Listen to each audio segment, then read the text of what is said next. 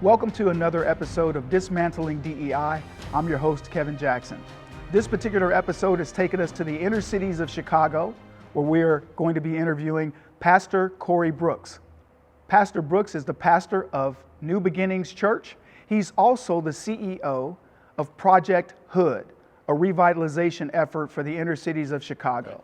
So welcome, Pastor Brooks. Thank you, I appreciate it. Thanks for the opportunity. So what I'd like to do to start this is let's talk about the article that you wrote, America Works, DEI Doesn't. And I want to set that up because, number one, a lot of people are questioning the Black community in terms of, what is it that we're looking for? We've seen many of our problems exacerbate over the last few decades, and people are going, how can you see these problems continue to develop and not want to address it?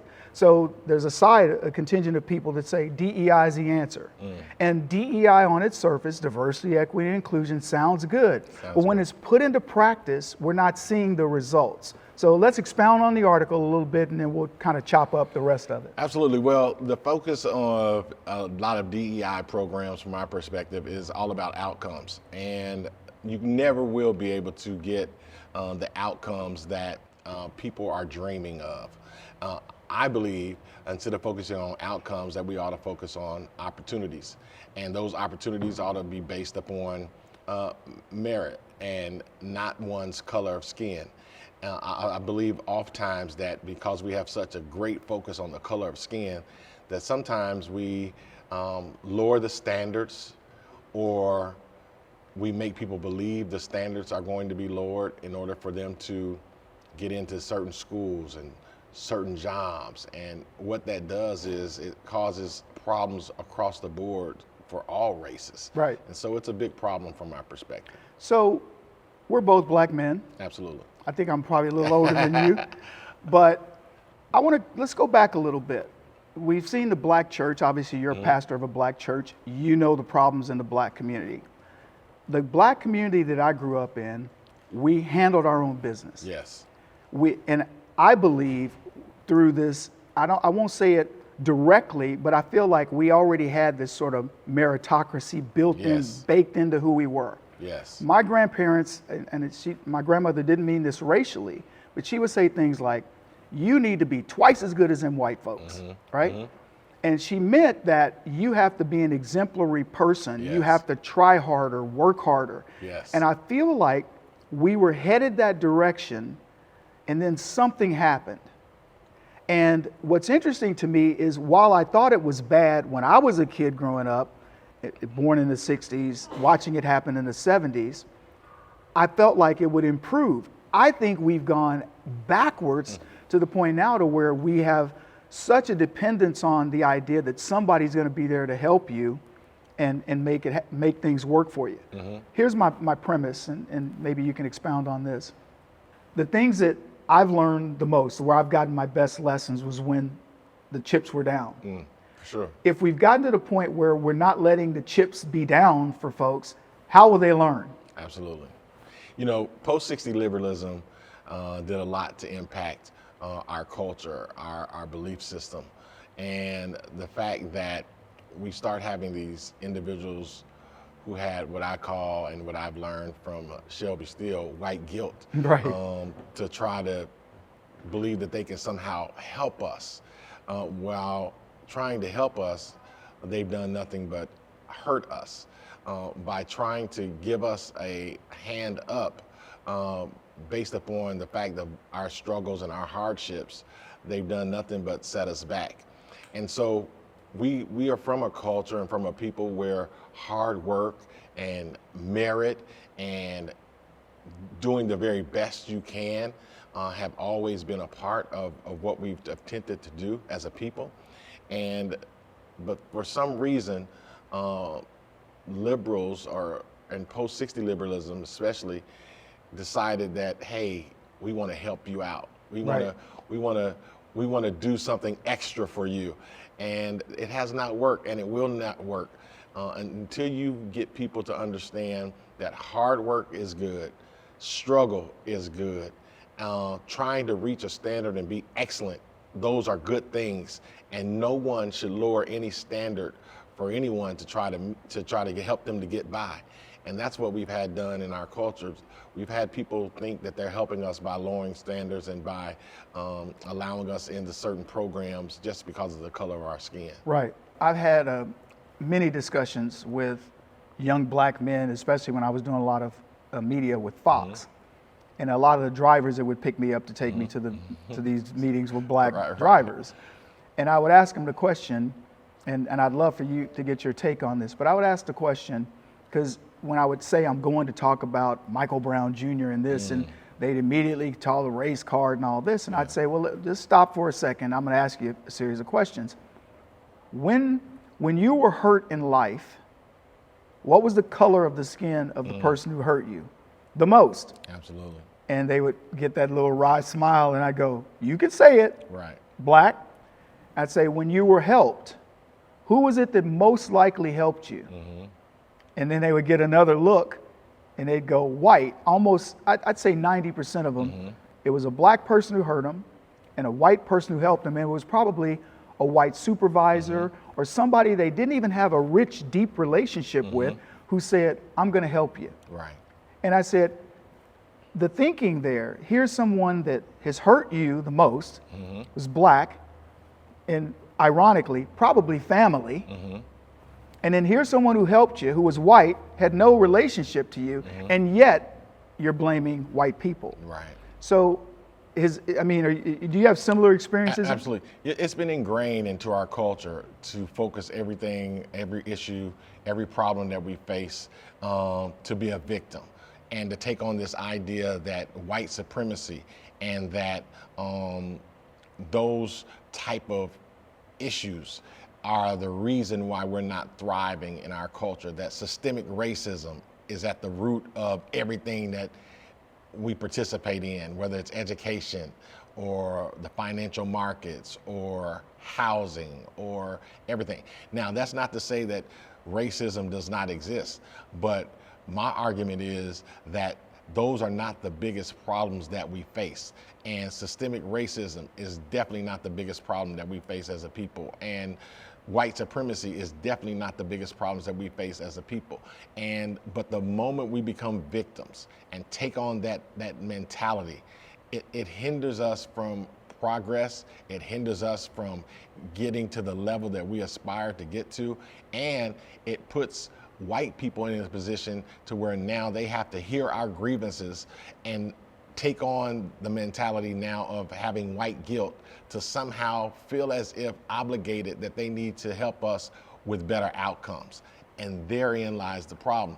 We have to continue to make sure that people understand that it's all about merit, it's all about hard work, it's all about education, it's all about us working together regardless of the color of our skin. And that's how we make America better. That's how we make the world better. But we're never going to achieve that by always focusing on color. Yeah.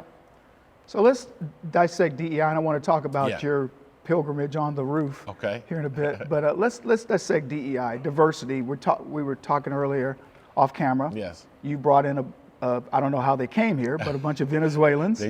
They got dropped off in the neighborhood, like a lot of immigrants who have entered into America, whether legally or illegally. These happen to be illegal immigrants who entered into America. They were brought here to Chicago. When they got to Chicago, the mayors of Chicago put them in these impoverished areas like our neighborhood that were already struggling, and left them and for us to try to figure it out. So we have every day immigrants coming to our church from Venezuela, from Ecuador, from Mexico, from Colombia, asking us for help. And because I believe in keeping our borders safe, I believe that we ought to have immigration policies. I believe that we can't have open borders.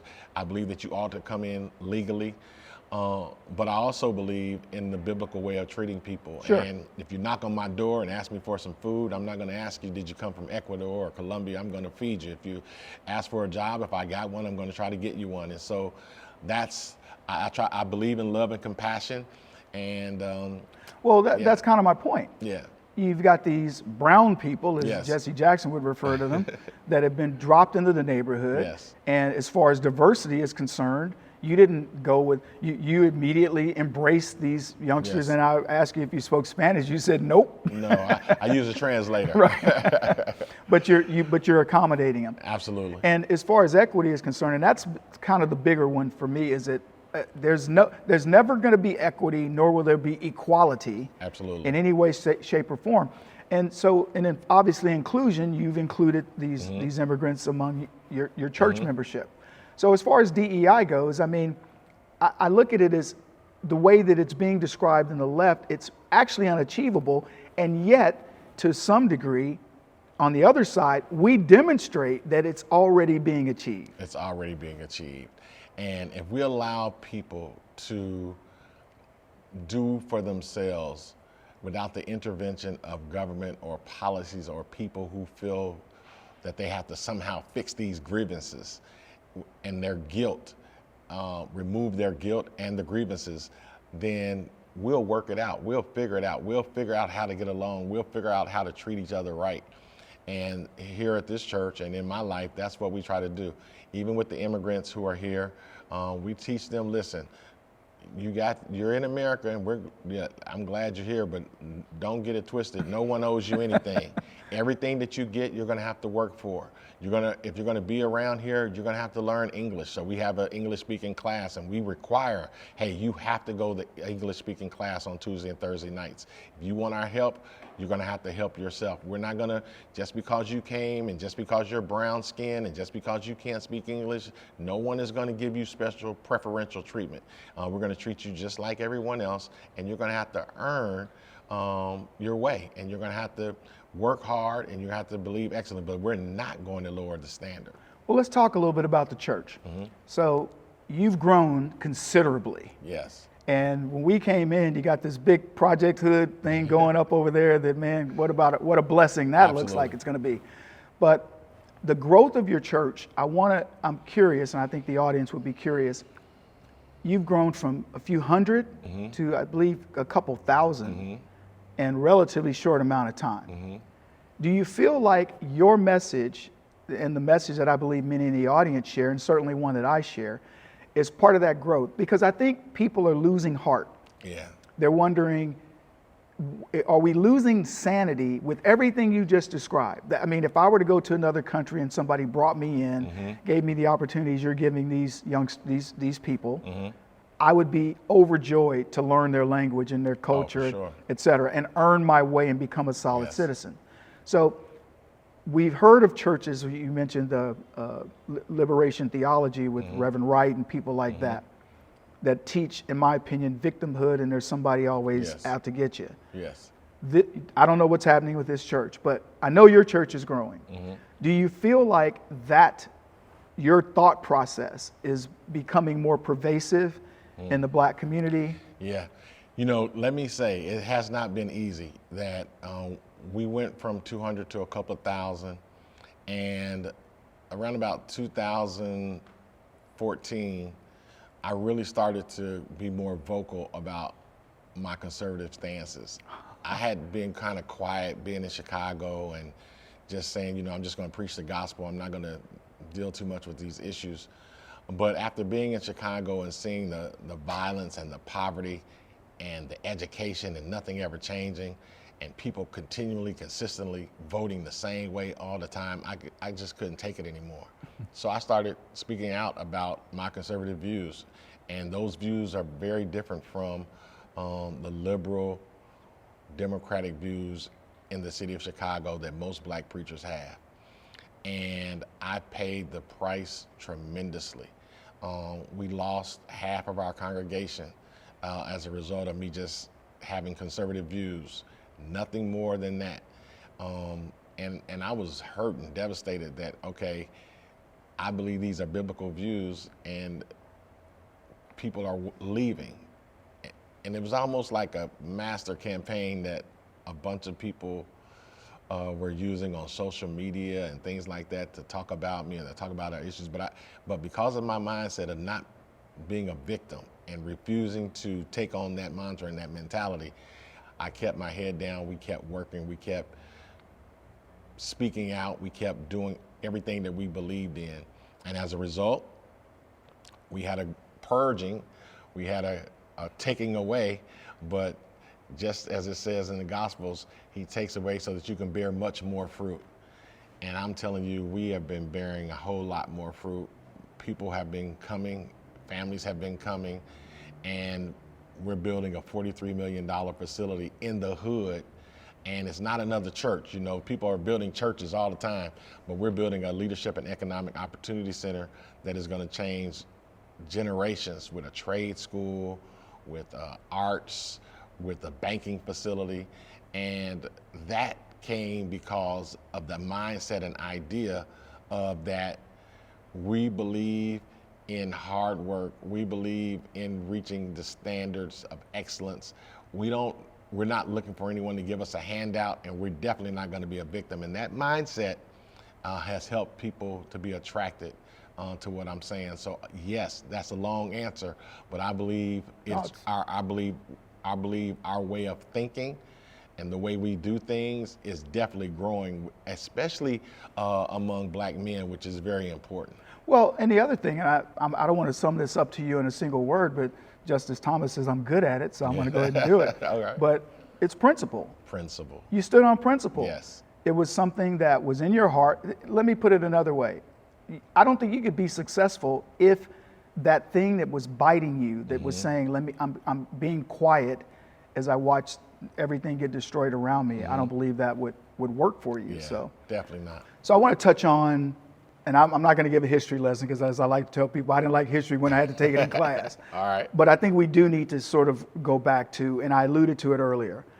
I grew up where we took care of our own business in the black community. And I watched this evolution where I thought, man, we will be the most powerful group of people because steel sharpens steel. Absolutely. And we have been through the ringer. I remember being in class and my teacher telling me about slavery, and I was smiling, and she couldn't understand why. And I said, because my folks, my ancestors, have that blood in their veins to where we've been from slaves to being kings. No other group can say that. Absolutely. And I was very proud of that, and she couldn't understand it.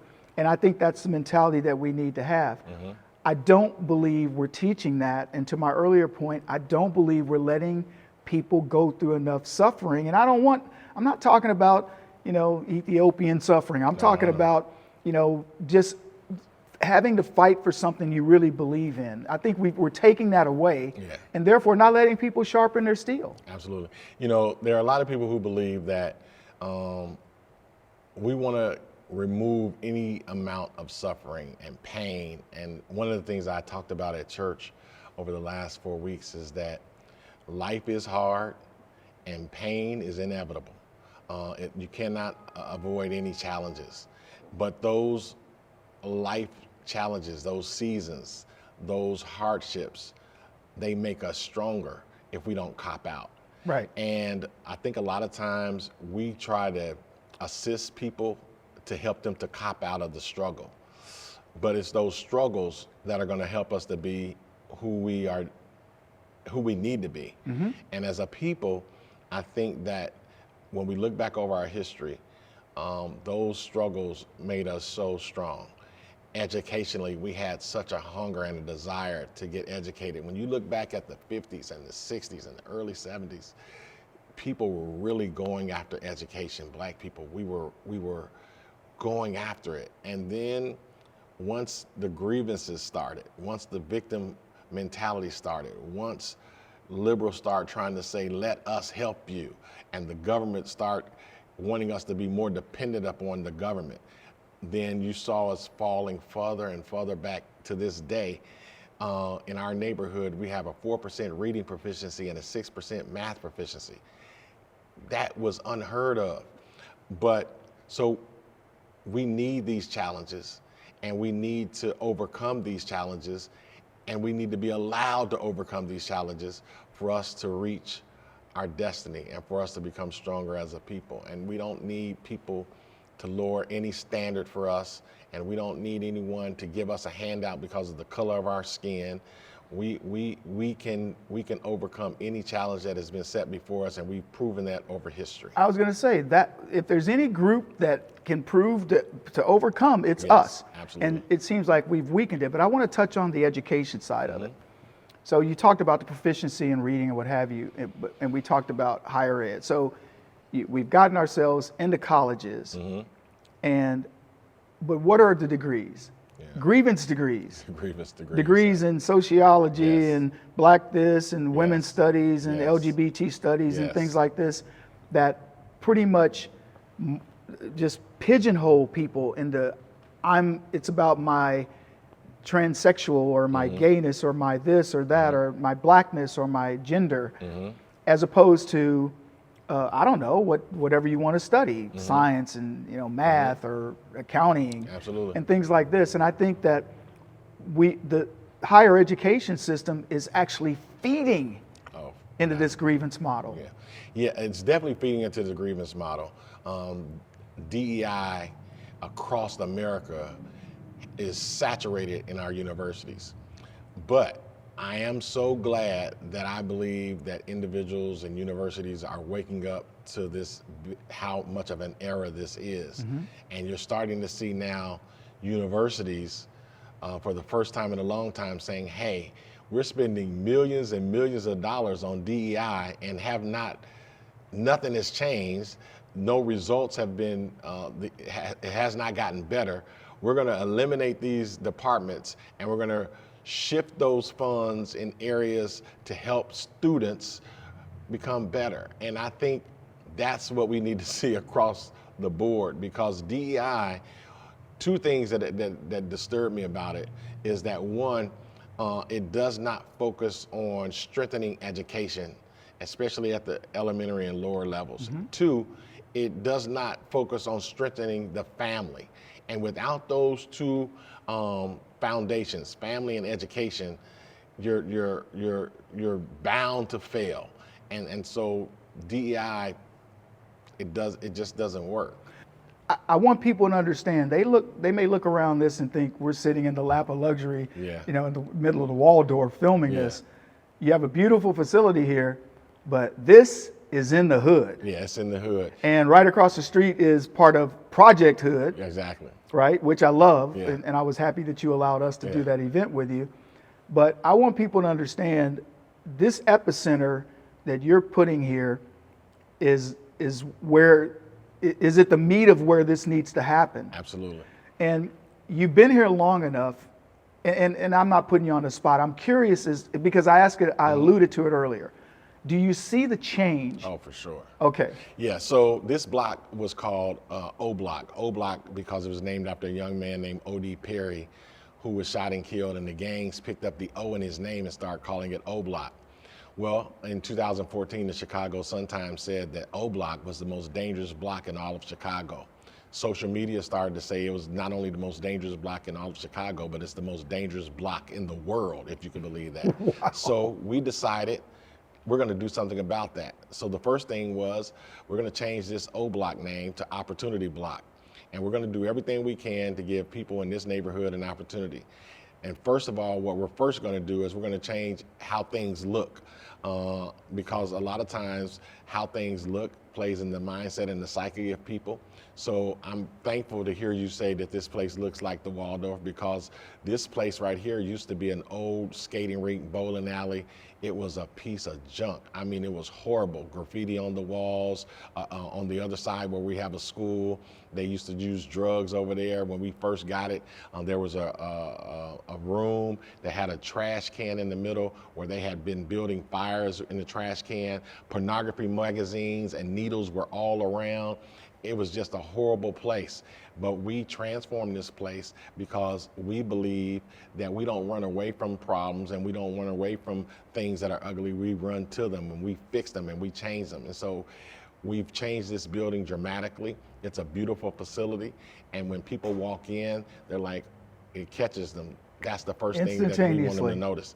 And from our lobby, from everything, we don't let spots be on the floor. When we see spots on the walls, we're going to get those spots off, because we want people to know that it's about excellence. No one is going to give us anything. So across the street, we're building a 90,000 square foot, $43 million facility.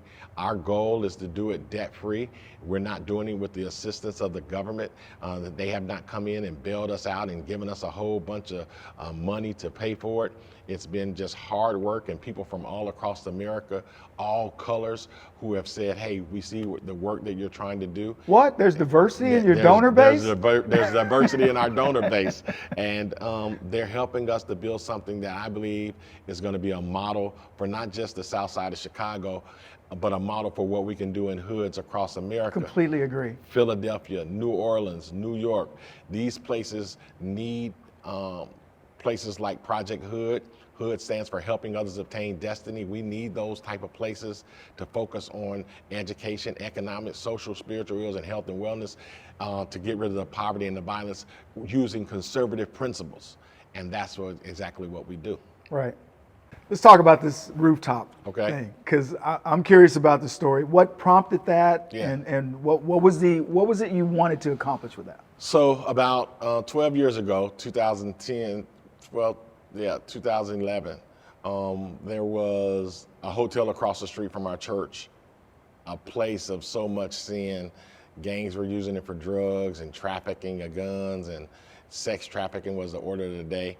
And we had been trying to get rid of it, and we just couldn't.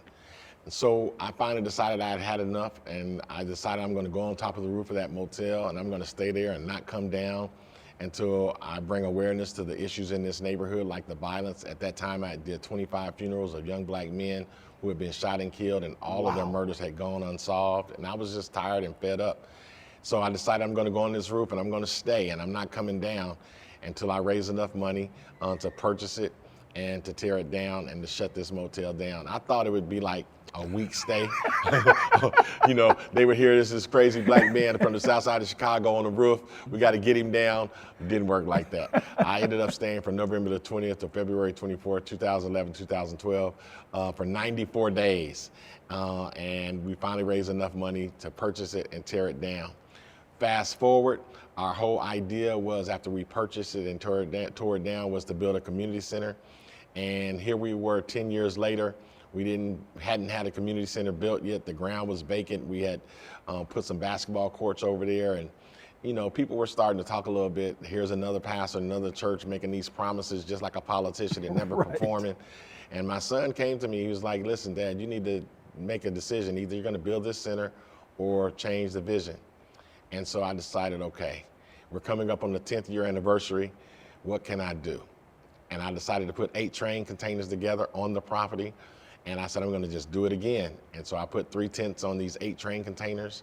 I said, I'm going to stay in one tent. I'm going to invite people from across the country who want to come and stay a night or two in their tent. And then I had a tent in the middle called the tent of meetings, where we'd allow people to come up and stay. And again, I thought, okay, it worked the first time. It took 94 days. At least it would take 94 days. So I'm going to just do a 94-day run, and I'll be able to come down. So after 94 days, we realized we had raised a substantial amount of money, but we were still a long way from where we needed to be to build this community center. So I said, you know what, I'm gonna stay up here and I'm not coming down. So it turned into a 343-day stay. And after that, we had about 20,000 new donors from across America, and we had raised about $20 million. And I said, okay, we're gonna start. And that's what we did. So That's awesome. Yeah, so we started building, and it's going to be a fabulous facility. What a story.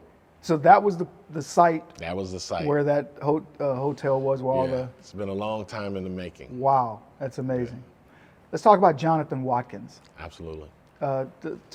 Explain that story to the audience in terms of what impacted. So I got a phone call from a family that a baby had been shot about 7 blocks from here, from our church. And I needed to get there.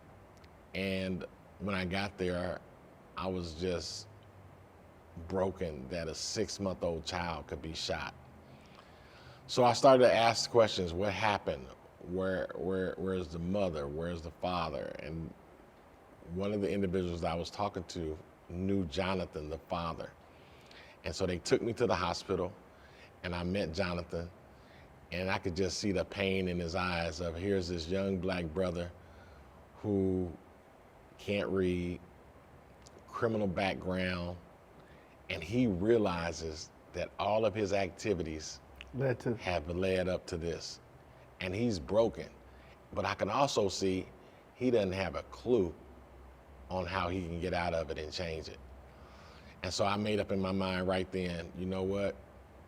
I'm gonna make it my life to help him. I don't care how low he gets or how high he gets, I'm gonna be right here for him every single day until he gets on his feet. And it's been a long, hard journey to the point of trying to get him to learn how to read, to the point of having one of my friends hire him, and then he telling my friend and mentor, Pat Milligan, who owns a car dealership, he went into Pat's office and said, you know, I could make more money than this in one day. Yeah.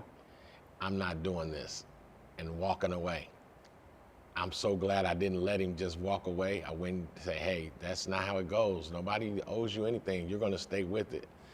And I eventually hired him as a violence prevention worker. We sent him to counseling. We let him learn conflict resolution. We let him learn about his own traumas. He went back to school to learn how to read. And now he not only works full time for us, and he's doing really super good. He's one of our best employees.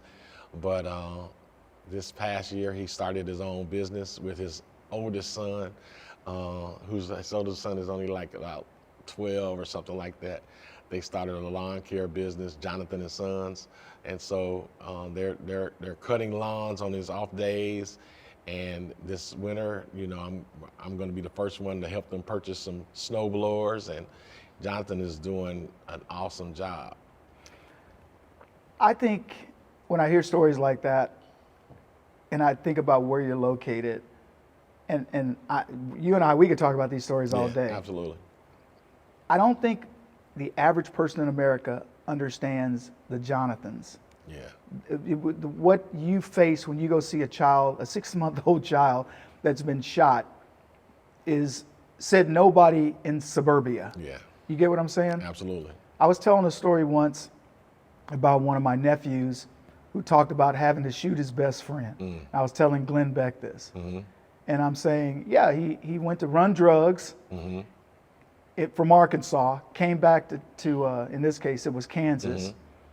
And his brother, my other younger nephew, had gotten into a beef with his best friend because the best friend was dating my niece, who he hit. Wow. So the younger brother was going to try to kill the guy who hit his sister. Well, older brother, who doesn't know this is going on, comes back, sees his best friend, goes over to his house just to say what he normally did, had this dope and the whole deal, and his best friend takes off running. So my nephew says, well, that's when I knew Unc had to shoot him. Now, we know that story. We understand what's going on in that dynamic. Yes. But the average person out there doesn't. Yeah. And what gets me is these are people trying to solve problems that they don't know how to solve, and we know how to solve them. The diversity in this hood doesn't exist to the point of America. Right. The equity in this hood doesn't exist to the point of America. Yes. The inclusion in this hood. In other words, if you're going to apply DEI, here's where it's absolutely not working. It's working everywhere else, right? But not here. Exactly. And work that you're doing, and I hopefully believe the work that my team is doing as well, and work that Goldwater wants to do, is to solve these problems at its root course. Yes. And what you're doing what you did for Jonathan and continue to do for Jonathan is the mentality that has to happen for others. Yes. My uncle got out of prison, and he was down on his luck. He called me, hey, nephew, how you doing? And he called me up one day, he'd been out about 6 months, and he said, nephew, you need to talk me down. And I said, what? Because he was a bank robber. Yeah. And he was thinking about robbing a bank. And I told him, I had to talk him off the ledge. Absolutely. I mean, these are conversations that normal people don't have. Absolutely. And I'm so glad you're able to share that story, because I think that it's powerful in its message that it's not some easy thing for these guys to slip out of. even with that, his child getting shot, Jonathan still was ready to go back and do that again. Yes, absolutely, 100%. You know, as we're having this conversation, I'm just thinking in my mind that it's really difficult on both ends, because you have these individuals who have grown up in these environments, a lot of times without dads, a lot of times bad education for whatever reason, and a lot of mistakes have been made in their lives, and they face a lot of trauma, and they don't know how to come out of it. But then, from my perspective, it's hard because they will never be able to get out of the situation if individuals don't come alongside and walk with them. Mm-hmm. And that is the hard part, that you have to sacrifice and you have to give up a lot of your life in order to make life better for other people. And you have to be willing to do it for the long term. You know, I was thinking about, as I was telling you those stories, you know, man, just how long it's been a super grind, and it's not over yet. But a lot of people, I believe, would have just threw in the towel for whatever reason. Absolutely. And I don't know why God gave me that stick-to-itiveness. I don't know why I'm so relentless. I really don't know why. But for whatever reason, I'm glad God gifted me with it, and to stick with it and to stay in it and to help people walk, because I really do believe that's what people need in order to come out of some of the messes that they're in these urban centers across America. So let's talk about solutions. I always like to end things with what do we think is going to fix it. And I think we've certainly touched on it. We've been on the periphery, but in a nutshell, what would you say? I mean, I think you're doing it, right? It's interactive. I call it high touch. Yes. You know, it's not, don't do a drive-by and say, hey, how you guys doing? You got to get in there. You got to roll up your sleeves. You got to dig in. So young people who want to be entrepreneurs, there are young people who want to learn the trades. We have to do whatever we can to help them to reach their full potential, regardless of whatever field that may be in, that's legal and moral. Yes. And so, yeah, we definitely got to do that. And then we got to put an emphasis on education. I think for far too long over here recently, over these past couple of decades maybe, we have de-emphasized the importance of young people focusing on education. And I see it early on with young kids in first, second, third, fourth, fifth grade. There's this not enough emphasis on the importance of learning how to read. If I had you around here for a week, it would break your heart to know just how many kids actually are having trouble with basic reading. Pastor Brooks, let's talk about Claudine Gay. Yeah. So, you know, Claudine Gay resigned or removed, however you want to say it, from Harvard. That's a perfect example of how DEI was used in a situation that did not bring about a favorable outcome. And this whole focus of having grievances against white liberals in order to then have those same white liberals to fix our situation and save it is idiotic to me. But it's a prime example of why it does not work and will not work. This whole idea of allowing them to try to fix our issues never solves the day. Well, the one thing about the Harvard situation was, and I don't know if this was the first time it happened, but I do know that it happened. Mm-hmm. They had the first all-black graduation at Harvard. And I remember thinking to myself, if I went to Harvard as a black student, I want to graduate with the Harvard students, not the black students. That's the whole point, right? That's the point of it. Yeah. And by making it a black graduation, it almost demeaned it to say there was the substandard graduation, but they didn't want to be part of the bigger graduation that involved everybody. Yeah, and it says a lot about where we are in America. Are we going to constantly allow ourselves to be divided by the color of our skin? Because what's next? The Asian graduation. Now we're just going to have the whites only graduation. We're not going forward, we're going backward. And the idea is that as an American, we want to be the United States of America. We don't want to continue to be divided. So now that we got to have separate graduations to speak to our own unique situations. No, that's not what we want to have. We want to have everyone meet the standard, reach the standard, and all of us achieve together. Absolutely. Yeah. So touching on that a little bit, you know, we've got the HBCUs. Yes. And the whole education system that was set up for blacks post 1860s during Reconstruction. Yes. Set up by white Republicans for the most part. Yes. Part of the Freedmen Bureau. It evolved into allowing us to educate ourselves. And so we've got all these hallowed black institutions named after white Republican, mostly men. Right. Right. And you see this evolution of this, and 2 points I'd like that we could touch on real briefly.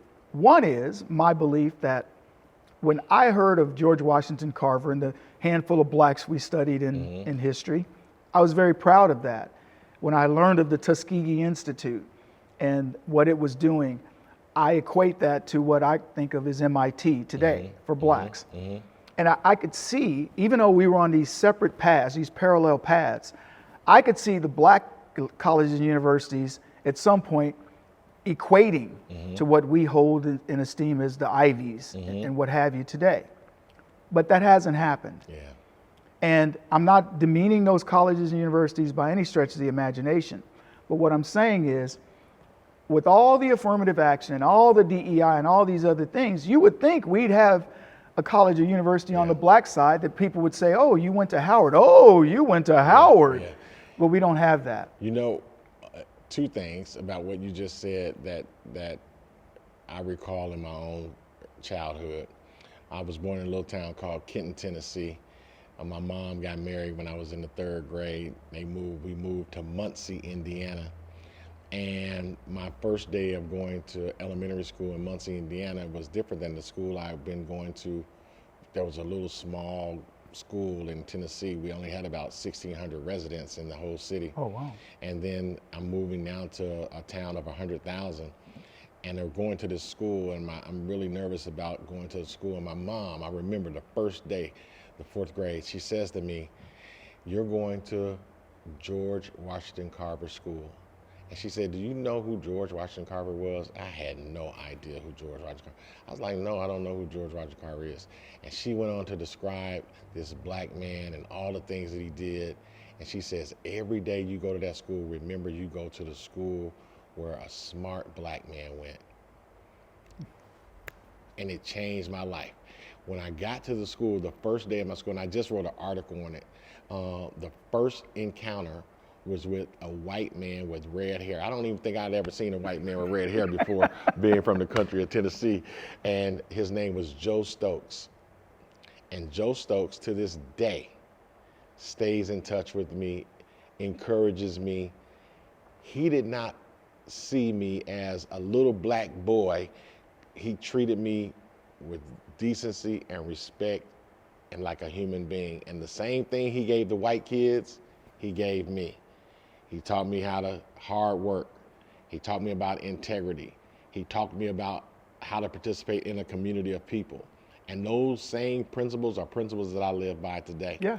One of the things that I think about HBCUs that has become the problem is DEI has not only lowered the standards or said that we're going to judge people by color, but it's also created a mentality that says that we cannot achieve. So in these HBCUs, a lot of times they're not looked at as great schools because of the mentality that has been across the board toward blackness, that somehow my blackness means that I am now not equipped or I'm not ready, and therefore I need you to assist me and to help me get up. And that has become a problem across the board. Well, let me ask you, so we can, it's funny that we can analyze a problem based on color with HBCUs and say we haven't achieved that. I believe that same pervasive mentality, if you will, is coming into regular Yes. colleges and universities, Yes. not based on color, based on ideology. Ideology. And I think Absolutely. it's going to destroy the system. Absolutely. It's already destroying the system, as we see across the board. I mean, Yeah. there's so many universities who are hemorrhaging because of this woke mindset. Yeah. So I always like to leave things on an upbeat. Number one, thank you for having us here. Thank you. I appreciate it. Again, amazing facility, amazing what you guys are doing across the street and Thank what you. your Project H.O.O.D is all about. Yes. And we certainly want to keep in contact on that. Thank you. I believe that the things that you're doing here are that little seed that, and I think these are going to sprout all over the country. And I do believe that trend is ready to happen. So Absolutely. I appreciate your efforts Thank you. and everything that you've been able to accomplish. And thank you for being part of this particular Goldwater series. Thank you. And thanks, Goldwater, for coming to O Block, Opportunity Block. We survived O Block. Thanks, Claude. Thank you. Appreciate it.